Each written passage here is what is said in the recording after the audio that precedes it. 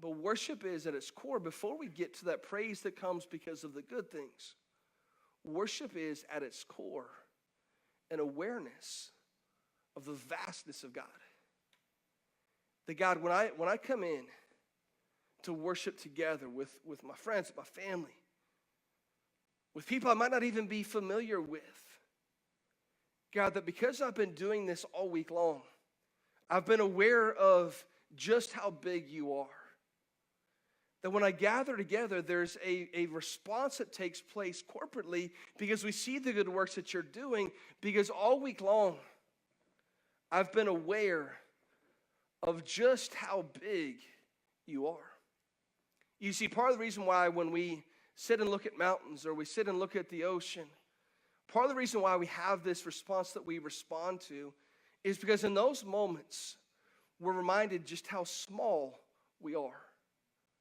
When I look, if I can sit out at the beach out in Clearwater, out in Daytona, and I can look and see the ocean and see the waves washing on the shore, I look out and I say, man, look at how amazing this is.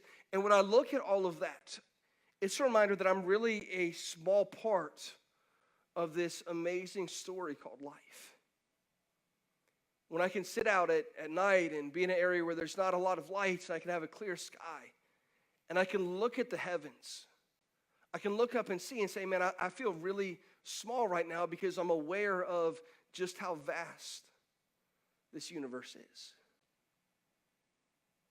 But the reality in our life, we make our lives busy with crowding out those bigger portions of our life that we should be focusing on. We get really busy with the mundane tasks that we have to take care of, and because of that, we miss out on realizing the splendor and the glory of who God is, the vastness of his glory. And so because that becomes very easy, when things go really, really well, it becomes easy for me in those moments to say, well, I can praise God for that thing that took place because I really enjoyed that, because when I do that, I do a couple of things.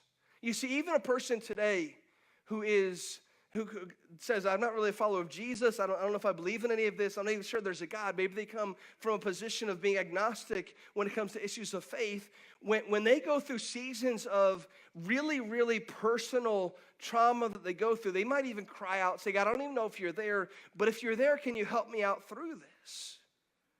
And if a miracle happens, then there's a physical response of saying, I still might not have this thing figured out, but God, I praise you for what you did in that situation.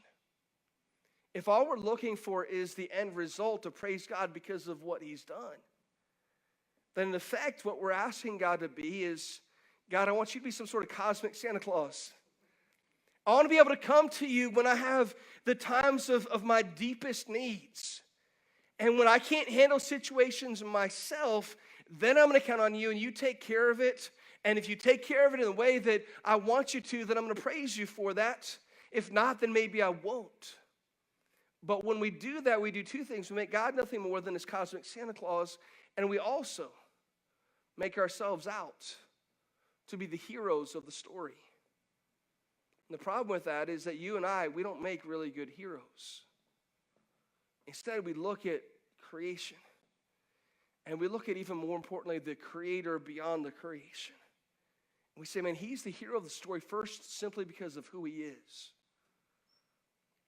If I can celebrate God for who he is, then when his grace shows up and he's done this incredible work, then my response to what he does becomes even more heartfelt.